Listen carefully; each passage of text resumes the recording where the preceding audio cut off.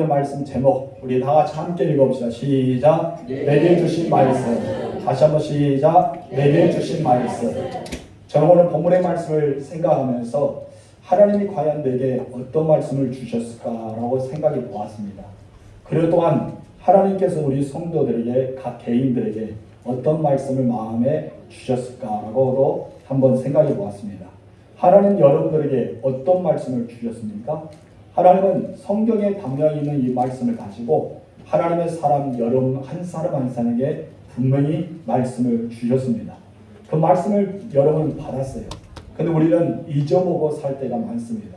여러분들 그 말씀을 마음에 새기고 삶에 실천하며 나가는 여러분 되실 주님으로 축복합니다.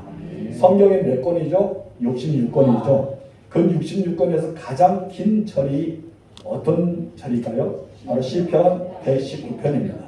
119편은 바로 176절로 구성되어 있습니다.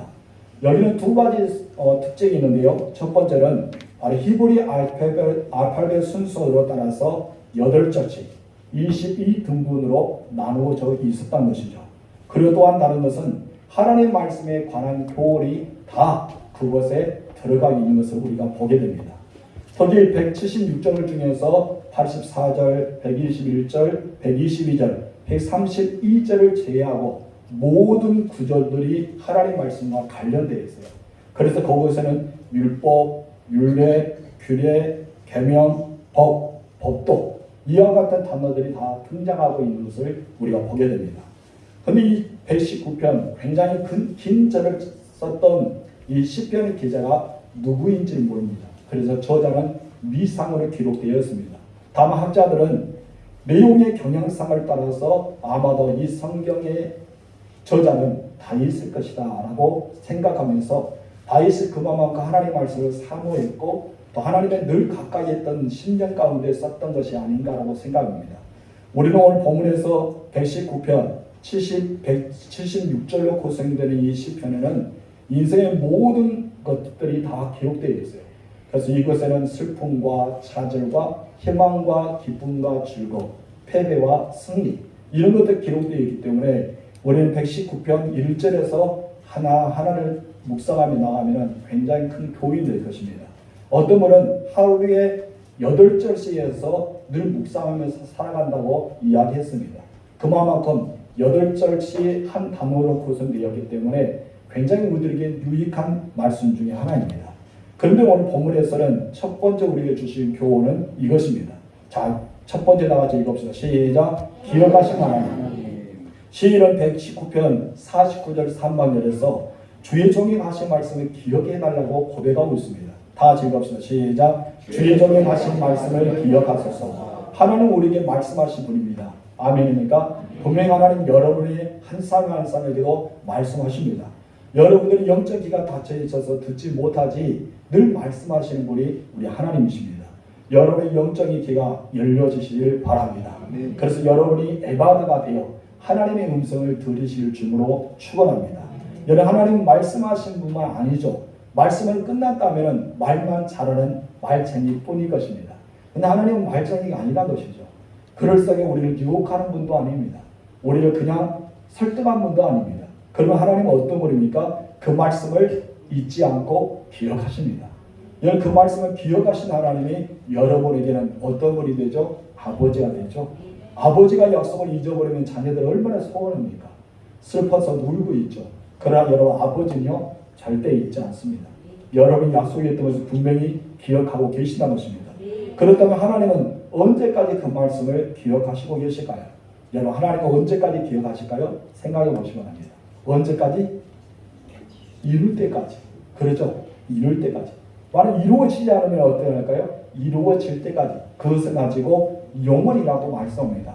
시편 105편 8절 말씀 읽겠습니다. 그는 그의 언약 곧 천대에 걸쳐 명령하신 말씀을 영원히 기억하셨으니 시편 기자는 하나님은 천대에 걸쳐서 명령하셨다. 어떤 것을? 말씀을.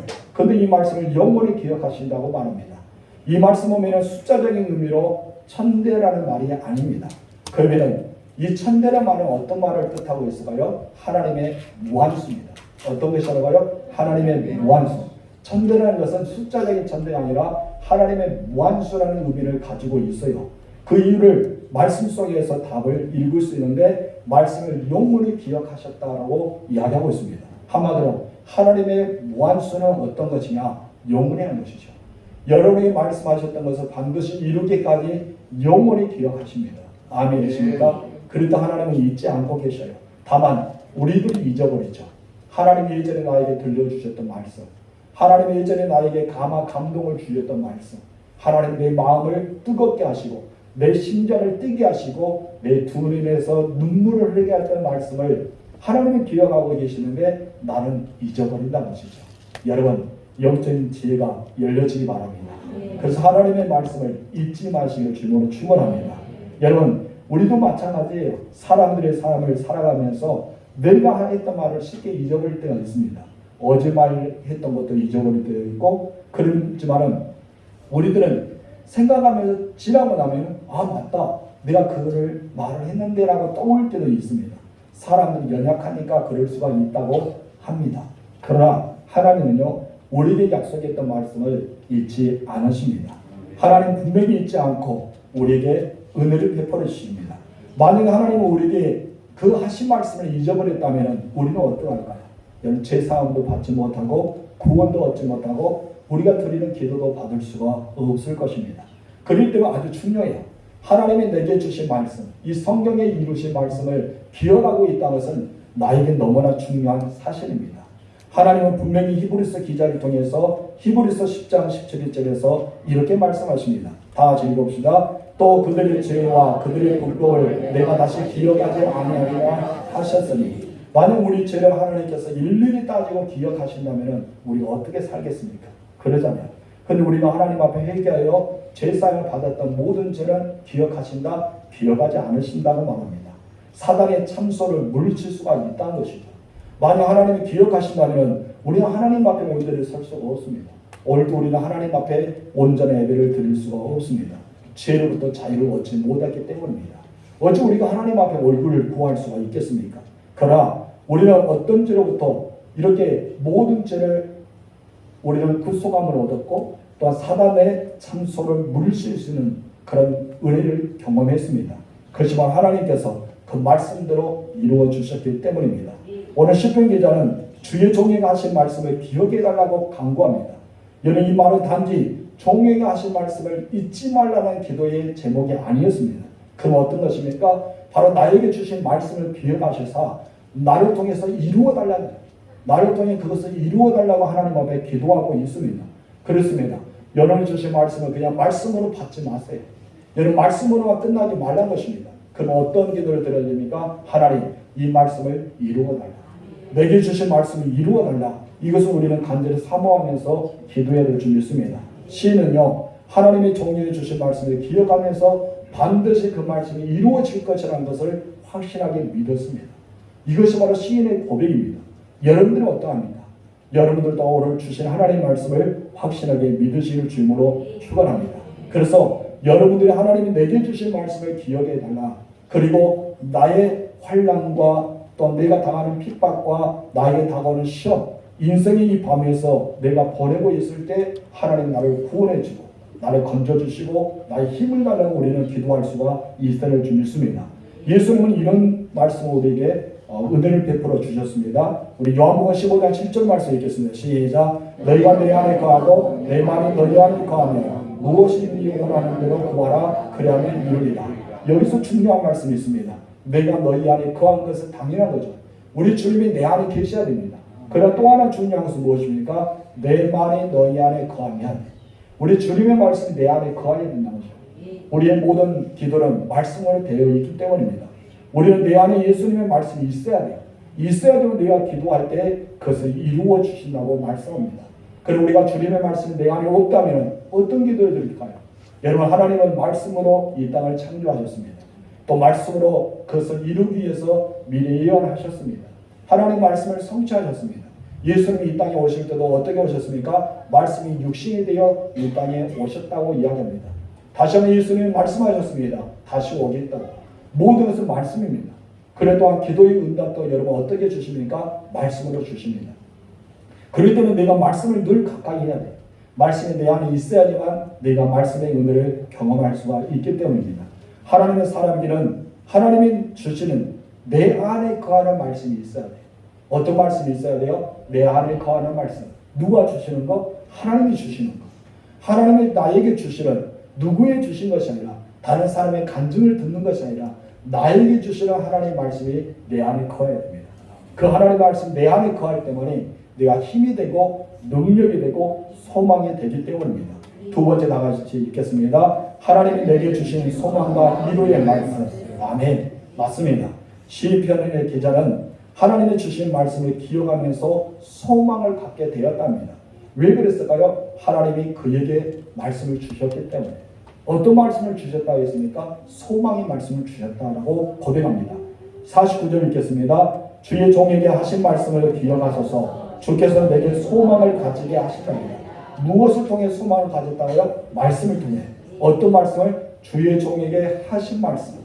여러분이 하나님의 하신 말씀을 통해 소망을 가지시기 바랍니다.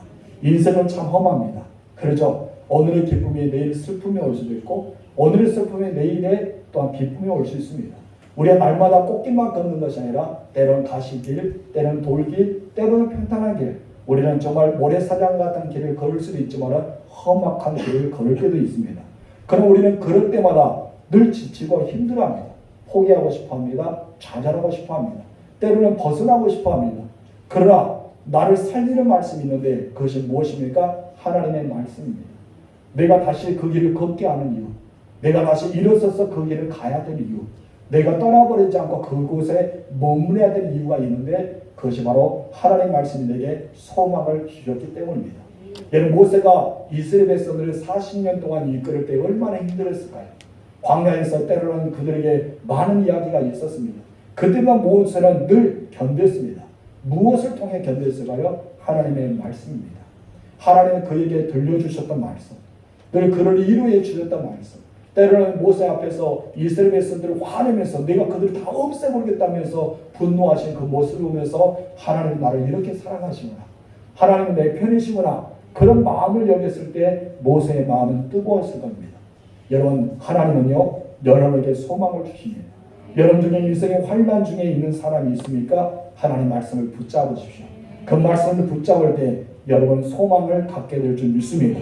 시편 50편 15절 말씀 읽겠습니다. 환난 날에 나를 부르라. 내가 너를 건지리니 내가 나를 영화롭게 하리라. 아멘. 우리를 환난에서 건져주신 것으로 끝나지 않습니다. 여러분 환난에서 건져주었다는 것은 그냥 우리를 끌어내셨다, 온이치로 갖다 놓으셨다고 볼 수 있습니다. 그러나 온이치로 갖다 놓으면 하나님의 영광을 드러낼 수가 없죠. 건져낸 것도 감사하지만 그러나 하나님은 온이치가 아니라 더 귀하게 우리를 쓰십니다. 바로 하나님을 영화롭게 하기 위해서 그렇게 하시는 단계가 있다는 것입니다. 여러분 실제로 수많은 환난을 경험했던 성도들이 말씀을 붙잡고 얼마나 기도했습니까? 그들 기도했을 때 하나님은 환난에서 건짐을 통해서 역사하셨습니다. 그 일을 통해서 많은 사람을 간증합니다. 내가 이런 어려움이 있었는데 하나님 나를 이렇게 건져주시고 이렇게 승리를 주셨기 때문에 오늘 여러분들 앞에 내가 간증합니다 하면서 많은 사람이 간증하면서 보게 됩니다. 대부분 환난과 시험과 질병과 일기와 그들이 어려움 속에서 건짐을 받았을 때, 정말 그들의 아픔 속에 건짐을 받았을 때 하나님은 그를 통해 역사하시고 일하시고 하나님의 놀라운 은총을 베풀어 주셨던 것을 보게 됩니다. 이런 모든 것이 무엇입니까? 소망의 말씀에 나온다는 것입니다. 여러분 소망의 말씀이 없으면 우리가 어떻게 살아갈 수 있습니까? 소망의 말씀이 없으면 어떻게 우리가 이 자리에 버틸 수가 있겠습니까? 여러분 소망의 말씀이 있기 때문에 우리는 살아갈 수 있습니다. 근데 그 말씀, 이 소망의 말씀은 어디 있습니까? 저기 있습니까? 앞에 있습니까? 뒤에 있습니까? 어디 있을까요? 내 말이 너희 안에 거하면. 아멘. 하나님의 소망의 말씀 어디 있다고요? 내 안에 있습니다. 여러분 안에 하나님의 말씀을 찾아야 돼요. 다른 곳에 찾지 말고 이미 내게 들려주셨던 말씀, 이미 나에게 전해주셨던 말씀, 이미 내가 들어서 알고 있는 말씀, 내 안에서 하나님의 말씀을 찾아야 합니다. 그래서 우리는 내 안의 말씀이 차곡차곡 쌓여야 됩니다. 우리의 말씀이 쌓여질 때 그 말씀이 힘이 되고 능력이 되고 때로는 그 말씀을 통해 하나님의 역사가 되기 때문입니다. 이 험악한 세상에 살아가는 우리들에게는 소망이 필요합니다. 소망은 오늘의 고난을 이겨내게 하기 때문입니다. 그래도 내일을 향해서 달려갈 수 있는 힘을 얻기 때문에 소망은 나에게 반드시 필요합니다. 시인은 말합니다. 주께서 종행하신 그 말씀이 소망이 되었다고. 주께서 나에게 하신 말씀이 소망이 되었다고 말씀합니다. 그렇다면 여러분의 인생 가운데도 하나님 말씀이 소망이 된 적이 있습니까? 그 말씀은 과연 어떤 것일까요? 여러분이 알고 있는 소망의 말씀, 나만 가지고 있는 것이 아니라 나도 다른 사람에게 전해 주고 싶은 말씀. 내가 이렇게 위기 상황에서 하나님의 말씀이 들려졌는데 이 말씀 나에게 소망이 되어 살아갔더니 이렇게 역사하셨다. 하나님 영광 받을 뿐 정말 우리는 찬송을 드려야 된다. 이렇게 고백할 수 있는 그것이 무엇일까요? 많은 사람들은 말씀을 소망으로 붙잡고 믿음의 선한 싸움을 싸우며 달려갔습니다. 오늘날 여러분들도 그럴 것입니다. 믿음의 선한 싸움을 싸우고 달려갈 것입니다. 내게 소망의 말씀이 없었다면 우리는 아무것도 할 수 없습니다. 사도 바울도 그랬습니다. 사도 바울이 얼마나 많은 고난을 당했습니까? 환난을 얼마나 많이 겪었습니까? 그런 고난, 환난 때문에 그의 삶을 말할 수 없을 정도로 그런 고난과 환난이 굉장히 많이 있던 사람이 바로 바울이었습니다. 그런데 그는 언제나 바라볼 수 있는 것이 있었는데 소망이었습니다. 바로 의의 멸류관을 소망하면서 선한 싸움을 싸웠다라고 볼 수 있습니다. 요셉도 마찬가지입니다. 요셉의 삶도 파란만장한 삶을 살았습니다. 하나님이 자기를 주신 꿈을 향해서 소망 가지고 달려갈 수가 있었습니다. 저는 제 인생의 마지막 날에 우리 주님께서 내가 너를 참 목사로 부르기를 잘했다. 그런 칭찬받기를 소망합니다. 그리고 그렇게 꿈을 꾸며 나아갑니다. 여러분은 어떤 것이 소망입니까? 나중에 우리 주님이 여러분을 칭찬하시고 참 내가 너를 잘 불렀다. 내가 너를 참 잘 사용했어. 너는 내가 정말 마음에 합한 마음의 사람이었어. 이렇게 칭찬드는 여러분 되실 주님으로 축원합니다. 그 소망이 있어야 우리는 사역자의 길을 갈 수 있잖아요. 내가 소망이 없으면 사역자의 길을 걸을 수가 없습니다. 여러분도 마찬가지입니다. 여러분은 오늘 어떤 말씀을 붙잡고 어떻게 소망을 가지고 달려가고 있습니까? 아니, 하나님이 여러분의 인생에 주신 소망의 말씀은 무엇입니까? 하나님의 사람이요, 말씀이 곧 소망입니다. 그 말씀을 소망으로 여기실 주님으로 축원합니다. 여러분 어떤 것도 우리의 진정한 소망이 될 수 없잖아요. 자녀도 마찬가지입니다. 평생 동안 내가 모았고 쌓았던 재산도 마찬가지입니다. 세상의 지혜도 마찬가지입니다. 명예, 권세도 나에게는 언제나 함께하지 않는 것이 바로 그와 같은 것입니다. 그러나 하나님 말씀은요, 영원합니다. 하나님 말씀은 늘 내 안에 계십니다. 하나님 말씀은 나를 떠나지 않습니다. 늘 우리를 붙잡고 계십니다. 사라지지 않고요, 하나님 말씀을 배반하지도 않고 배신하지도 않습니다. 하나님의 사람은 우리들이 영원히 변하지 않은 말씀이 내 인생의 소망으로 붙잡고 살아가면 여러분들은 반드시 승리하게 될 것입니다. 여러분 그 말씀을 사모하시길 주님으로 축원합니다. 지금까지 하나님 말씀이 여러분에게 살아있게 만드는 것, 여러분을 숨쉬게 만드는 것, 여러분의 소망되게 만드는 것이 있다면 여러분 생각해 보세요. 어떤 것이 나를 통해서 숨쉬게 만드는지, 어떤 것이 나를 이렇게 세우게 만드는지, 내가 어떤 것을 통해서 어떤 말씀을 통해서 내가 견고하게 살아갈 수 있는지 우리는 그 소망의 말씀이 나에게 있어야 됩니다. 그리고 오늘 여러분 그 소망의 말씀이 떠올라야 됩니다. 하나님은 내게 주신 말씀이 이건데, 하나님 나에게 들려주셨던 말씀이 이건데, 내가 힘들고 어려울 때 이렇게 떠오르게 되었을 때 우리들은 하나님 말씀을 소망을 삼고 오늘도 믿음의 선한 싸움을 싸우며 달려갈 수가 있기 때문입니다. 말씀이 나에게 소망입니다. 아멘이십니까? 말씀이 여러분에게 소망이 되실 주님으로 축원합니다. 여러분 소망은 끝나지 않습니다. 그럼 어떻게 하십니까? 시인은 또 말한 것은 하나님이 주신 말씀이 고난 중에 이루가 된다고 말씀하고 있습니다. 50절 상반의 말씀 읽겠습니다. 이 말씀은 나의 고난 중에 이루라. 이 땅에 살아가는 사람 대부분 고난을 겪습니다. 고난을 한 번도 당하지 않았다는 사람은 없을 것입니다. 여러분 고난은 다가옵니다. 어쩔 수 없어요. 여러분 우리만 고난을 다가온 것이 아니라 들에 있는 닭과 논을 보아도 그들은 다 고난을 당하게 됩니다. 성경 인물도 많은 사람은 고난을 당했습니다. 아브라함도요, 믿음의 정상이 되기 전까지는 굉장히 많은 고난을 겪었죠. 여러분 조금 전에 말했던 요셉도 마찬가지요. 꿈을 이루기 위해서 얼마나 많은 고난을 겪었습니까? 다윗도 마찬가지입니다. 하나님 마음에 딱 맞는 사람이라고 여겼지만 다윗의 인생에는 시온의 인생이 아니었습니다. 여러분 그는 늘 쫓겨다니는 인생이고 때로는 미친 척하면서 살아갔던 인생이 될 수밖에 없습니다. 나중에 자기 아들까지 배신하게 되잖아요. 여러분 슬픔의 연속이 바로 다윗의 삶이었다고 볼 수 있습니다. 복음 위에 달려갔던 사도 바울은 유대인들이 계속해서 공격할 때 그런들 가시반석 안에 살아갈 수밖에 없었습니다. 사랑의 사도였던 사도 요한도 마찬가지입니다. 마지막 사도로 남아서 밤모습에 잡혀가 유배당하면서 얼마나 그는 애롭게 살아갈 수가 있었을까요? 그러나 이 모두가 한 가지 있었던 것은 모두가 고난을 겪었던 것이죠. 그러나 고난에서 고난이 끝나면 그들이 승리자가 아닐 것입니다. 고난에서 하나님은 위로의 말씀을 주셨습니다. 고난 누구나 고통스럽습니다. 그래서 고난 중에 위로가 필요한 사람들은 많이 있습니다. 그러나 진정한 위로는 어떤 것일까요? 여러분 진정한 나에게 위로는 어떤 것일까요? 욥의 고난을 여러분 기억하시기 바랍니다. 욥은 정말 말로 표현할 수 없는 고난을 연속했습니다. 세 명의 친구가 찾아와서 위로한다 했지만 사람의 위로는 위로가 안 됐습니다. 오히려 욥이 죄를 저질렀기 때문에 하나님께 죄를 고백하라. 계속해서 욥을 죄인으로 몰고 가는 사람의 말을 들었습니다. 여러분 친구들은 정말 친한 친구였습니다. 자기의 벗이었습니다. 어떤 함께 기쁨을 나누고 슬픔을 나눴던 사람들이라 볼 수 있는데 그 사람들은 욥을 위로하기 위해서 왔지만 위로가 아니라 오히려 정죄하고 있지 않을까. 여러분 그 말씀이 욥의 말씀 중에 하나였습니다. 우리도 마찬가지입니다. 세상에 정말 나와 친구 정말 절친한 사람들이 내게 위로한다 하지만 내 마음속에 위로가 되지 못할 때가 있습니다.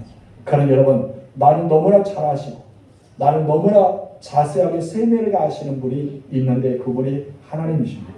그 하나님께서 한마디 말씀만 내게 들려주신다 해도 하나님께서 한마디 말씀만 내게 허락하여 주신다 해도 나는 그냥 두 눈에서 눈물이 나올 정도로 위로가 되는 것입니다. 하나님 여러분을 향해서 말씀하십니다. 내가 너를 사랑하노라. 내가 너의 고난을 아노라. 내가 너의 처지와 형편을 안다. 그러나 너는 두려워하지 마. 왜? 내가 너와 함께하고 있기 때문이다. 내가 너를 붙잡아 줄게. 내가 너를 도와줄게. 하나님 위로 말씀 우리가 하잖아요. 그렇기 때문에 하나님의 말씀은 나에게 고난 중에 위로가 되는 것입니다. 그런데 우리는 어떠합니까? 진정한 위로는 하나님께 찾지 않고 오히려 사람들에게 찾을 때가 있습니다. 여러분 사람에게는 진정한 위로를 얻지 못합니다. 바로 여러분에게 위로 주실 분은 바로 하나님밖에 없습니다. 하나님이 주시는 위로를 받아야지만 내가 하나님의 은혜의 보좌 앞에서 마음껏 평안하게 살 수가 있기 때문입니다. 다윗은 그것을 고백했잖아요. 내가 하나님의 전에서 영원히 살고 싶다. 정말 그런 고백 속에 살아갔던 사람이 다윗이었습니다. 세 번째 나가서 읽읍시다. 시작. 하나님의 말씀이 나를 살리셨다. 아멘. 하나님의 말씀이 여러분을 살리시길 주님으로 축원합니다. 말씀의 고난 중에 위로로 끝난 것이 아닙니다. 여러분 말씀이 나를 위로가 되었다고 해서 우리가 그곳에 머물러서도 안 됩니다. 말씀은 반드시 나를 살릴 수 있어야 돼요. 소생은혜가 있어야 됩니다. 50줄 중보 말씀 읽겠습니다. 주의 말씀이 나를 살리셨기 때문입니다. 아멘. 주의 말씀이 나를 살리시기 때문이라고 고백하고 있습니다. 시편은 하나님 말씀이 고난 중에 위로의 말씀을 주실 뿐 아니라 이 고난 중에 나를 건지시고 살렸다고 말씀하고 있습니다. 그렇습니다. 하나님 말씀은요 우리 영혼을 소생시키는 능력이 있습니다. 그래서 시편 19편 7절 3절에서 이렇게 말씀합니다. 다같이 여호와의 말씀은 완전하여 영혼을 소생시키시며 다윗은 하나님의 말씀이 완전하다고 말합니다. 여러분 우리가 하나님 말씀이 정말 무엇인가 미비한 것이 아니라 사람처럼 요지부동한 것이 아니라 정말 하나님 말씀은 완전하기 때문에 견고하고 흔들리지 않고 그 말씀이 이루어 주십니다. 그런데 이것이 완전한 말씀이 우리 영혼을 어떻게 하신다고요? 살린다는 것이죠. 나의 영혼을 살리고 나의 삶을 살리고 나의 형편을 살리고 나의 처지를 살리는 것이 바로 하나님 말씀이라는 것입니다. 따라합시다. 하나님 말씀은 나를 살린다. 아멘. 하나님 말씀이 여러분을 살리시기 바랍니다. 어떻게 살려야 될까요? 누구보다 하나님은 알고 있겠지만 여러분이 더 잘합니다. 나의 형편, 나의 처지, 나의 영혼의 상태, 내가 어떻게 갈 거야 되는 거. 우리는 모든 걸 다 알고 있어요. 내가 너무나 잘 알고 있는 그 말씀이 여러분에게 들려주십니다. 그래서 여러분이 힘을 더하실 겁니다. 여러분 모든 삶 속에서 여러분을 살리실 것입니다. 아멘이십니까? 다윗은 그것을 경험했기 때문입니다. 다윗은 정말 어려운 시대에 살아왔지 않습니까? 그래서 그는 그가 살고 있는 그 시대를 가리켜서 무엇을 말합니까? 사망의 음침한 골짜기를 걷고 있다는 겁니다. 다윗의 인생을 어떻게 인생을 표현했다고요? 자기 인생을 할게요. 사망의 음침한 골짜기다. 내 인생은 사망의 음침한 골짜기야. 얼마나 힘든 사망의 음침한 골짜기입니까? 여러분 그 골짜기에 걸리고 있는 이 다윗은 얼마나 두려웠겠습니까? 여러분 얼마나 힘들었겠습니까? 그는 누구에게도 의지하지 못할 만큼 사망의 음침한 골짜기를 걷고 있습니다. 혹시 여러분들도 오늘 이 시간에 사망의 음침한 골짜기를 걷고 있지 않습니까? 여러분 위태하면서 두려워하면서 떨리면서 수많은 적들이 나를 에워싸고 그 적들이 그 언덕에서 골짜기에서 나를 쳐다보면서 여러 가지 공격의 상태를 갖추고 있는 상태가 아닌가라고 생각해 보시면 합니다. 여러분 우리들 지금 이제 사망의 음침한 골짜기를 걷는 사람도 있을 것입니다. 이 다윗은 지금 이제 자기가 사망의 음침한 골짜기를 걷고 있다고 말씀하고 있습니다. 그러나 하나님의 말씀이 힘이 되고 하나님의 말씀이 그를 살렸기 때문에 여기에서 끝나지 않습니다. 그 다음의 말씀이 굉장히 중요하죠. 우리 시편 23편 4절 말씀 읽겠습니다. 내가 사망의 음침한 골짜기로 달릴지라도 해를 두려워하지 않을 것은 주께서 나와 함께 하시리라. 아멘. 해를 두려워하지 않는다. 해가 무엇입니까? 중천을 따른 거대한 태양일까요? 아닙니다. 여기서 해는 적들을 말합니다. 다윗을 해를 끼치는 사람, 다윗을 위협하는 사람, 다윗을 죽이고자 하는 사람, 수많은 적군들, 자기 인생의 온수 같은 사람들 말하고 있습니다. 그러나 내가 사망의 음침한 골짜기에 달릴지라도 그들을 두려워하지 않는다. 나에게는 누가 있기 때문에? 하나님이 있기 때문에, 하나님이 나와 함께 하심을 믿기 때문에, 하나님 나의 목자가 되심을 믿기 때문에 나는 해를 두려워하지 않고 사망의 음침한 골짜기에 달릴지라도 나는 자신 있게 그 길을 걸을 수 있다고 말씀합니다. 이처럼 성도 여러분, 하나님의 말씀이 나를 살리는 거예요. 하나님의 말씀이 다윗을 살렸던 것처럼 여러분에게도 하나님의 말씀이 들려지기를 소망합니다. 그 말씀으로 살려지는 역사가 일어나기를 주님은 축원합니다. 다시 침체되고 일어나는 힘이 없도록 완전히 주저앉는 여러분이 아니라 여러분 그 자리에서 먼지를 털고 일어날 수 있는 사람, 담대하게 앞으로 전진할 수 있는 사람, 소망을 가지고 이런 말씀을 듣고 나를 살리는 하나님의 말씀을 듣고 담대히 한 번 한 번 내딛으면서 의의 멸류관을 바라보면서 나아갈 수 있는 소망의 사람이 되기를 주님으로 축원합니다. 그런데 하나님의 말씀이 나를 살린다는데 어떻게 해서 하나님의 말씀이 나를 살릴 수가 있을까요? 너무나 중요하지 않아요? 하나님의 말씀이 어떻게 나를 살릴 수 있을까요? 바로 그것은 하나님의 말씀이 살아있고 원동력이 있기 때문입니다. 우리 오늘 히브리서 4장 12절 읽겠습니다. 시작. 하나님 말씀은 살아있고 활력이 있다. 아멘. 하나님 말씀은 어떻게 있다? 살아있다는 것입니다. 하나님 말씀은 살아 역사하십니다. 아멘. 우리가 2000년 전에 아니면 다윗에게 그 뒤에 아브라함에게 그 훨씬 전에 아담에게 하셨던 말씀, 계속해서 들려있던 말씀은 그냥 없어지는 것이 아니라 검정 것은 이렇게 글씨로 남아있는 것이 아니라 하나님의 말씀이 살아 움직입니다. 오늘 또 하나님의 역사는 생명력이 있습니다. 그래서 살아 역사하십니다. 활력이 있습니다. 원동력이 있기 때문입니다. 그래서 사도행전 5장 20절에서 이렇게 말합니다. 시작. 가서 성전에 있어서 이 생명의 말씀을 다 백성에게 말하라 하면 아멘. 이 생명의 말씀을 어떻게 해라? 말하라. 여러분들은 생명의 말씀을 선포하세요.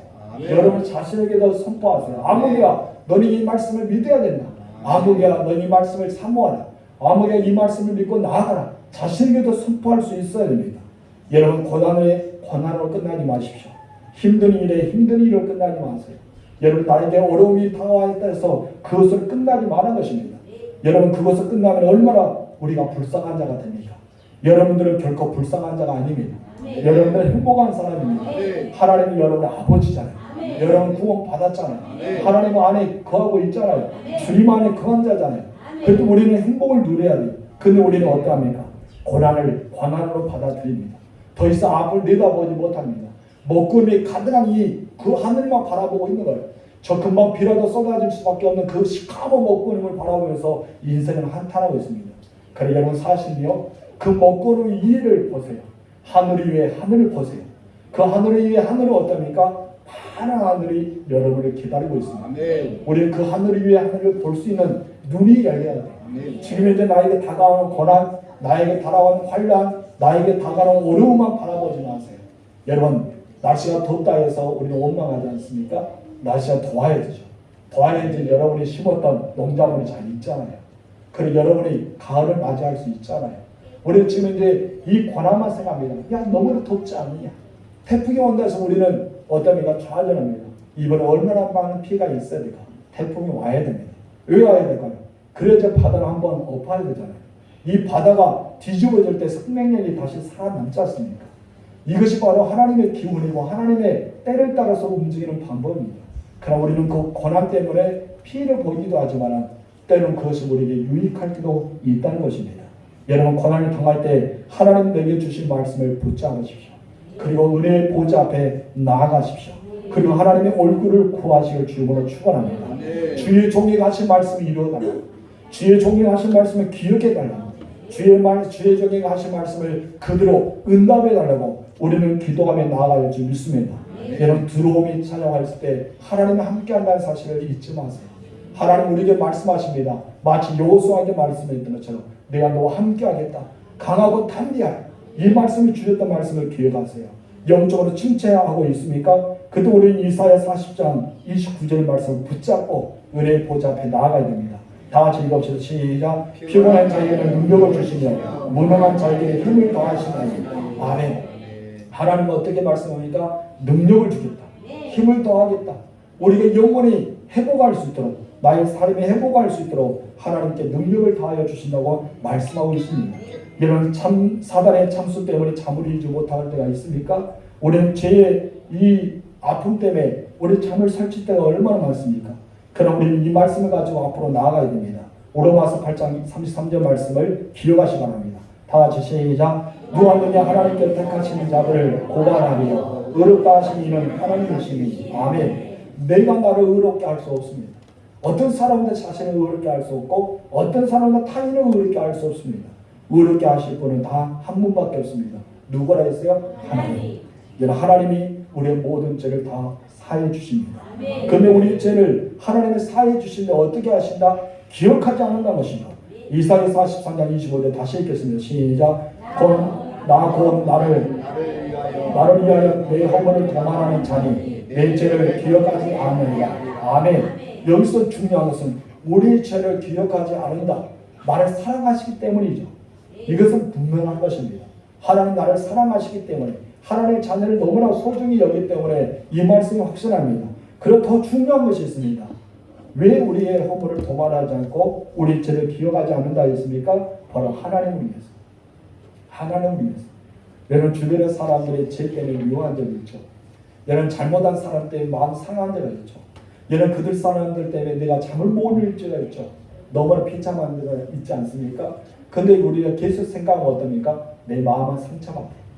여러분, 잠을 못 자는 사람은 그 사람은 다 하더라고요. 내가 끙끙댑니다. 혼자 모든 세상의 짐을 다 지고 끙끙대고 있습니다. 오늘도 끙끙대고 내일도 끙끙대고 그 사람 만날 때마다 막 부글부글 올라옵니다. 그럼 누구만 손해요? 그 사람은 콧노래 부르고 다니고 있는데, 그 사람은 춤추고 다니고 있는데 나만 부글부글 올라와요. 여러분, 이것이 무엇이에요? 하나님을 생각해 보세요. 우리 죄를 기억하면서 우리를 생각하면서 저 사람 무슨 죄만 떠올랐는데 누구만 괴로워요? 하나님은 너무 괴롭잖아요. 하나님은 뭐예요? 하나님의 사람들, 여러분들을 사랑해야 되고, 여러분 소중히 여겨야 되고, 여러분 은혜를 베풀어야 되고, 여러분 복을 주어야 되는데, 여러분 생각할 때 아무개는 무슨 죄, 아무개는 어떤 거, 이런 생각하면 얼마나 힘듭니까? 그런데 하나님은 어떻게 하십니까? 나를 위해서, 내가 나를 위해서 너희 죄를 허물을 도말하지 않고 너희 나를 위해서 너희 죄를 기억하지 않겠다. 너무나 중요한 말씀이 우리에게 주십니다. 여러분 자신에 대해서 기억하지 마세요. 여러분이 잘못된 사람을 기억하지 말란 거예요. 그들을 미워하지 말란 거예요. 누구를 위해서? 나를 위해서. 여러분, 미워한다 해서 그 사람 꼼짝한 줄 아세요? 그 사람 콧노래 보며 다닌다는 거예요. 그냥 활기차게 다녀요. 기쁘게 다녀요. 나만 괴로운 거지. 나만 주름만 더 생겨서 인상 온녀서서 편하게 살아가지 못한 거지. 여러분을 위해서 여러분 마음을 내려놓으세요. 하나님께 맡기시고 살아가시기 바랍니다. 여러분, 하나님 분명히 말씀하셨습니다. 기억하지 않는다. 여러분, 하나님은 우리에게 주시는 말씀이 있습니다. 하나님 여러분에게 주신 말씀이 있다는 것이죠. 저에게 주신 말씀도 있고 여러분에게 주신 말씀도 있습니다. 시편 기자는 하나님이 자신에게 주신 말씀이 있었답니다. 근데 그 말씀을 기억하셨다는 거예요. 언제 그걸 기억하셨다고요? 영원히 기억하셨다는 것이죠. 그렇기 때문에 이 시편 기자의 말씀이 소망이 되었고 고난 중에 위로가 되었고 그가 나를 이 모든 삶에서 살리셨다고 하고 있습니다. 하나님 말씀이 여러분을 살릴 줄 믿습니다. 그래서 우리에게는 분명히 하나님이 나에게 주신 말씀이 있어야 돼요.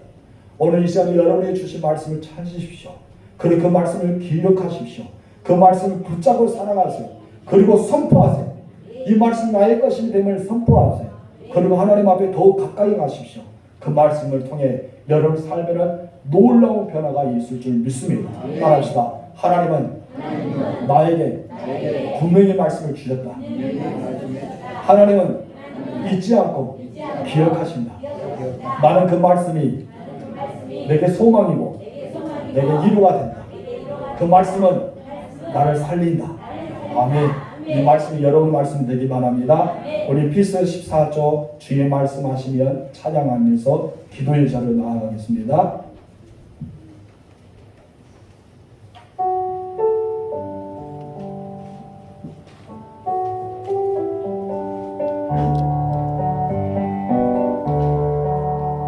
주님 말씀하시면 내가 나아가리라.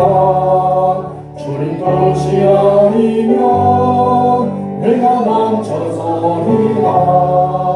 내가 나고서는 것 주님 뜻에 있으니 오 주님 나를 이끄소서. 주님 말씀하시면 주님 말씀하시면 내가 나아가리라. 주님 뜻이 아니면 내가 멈춰서리라.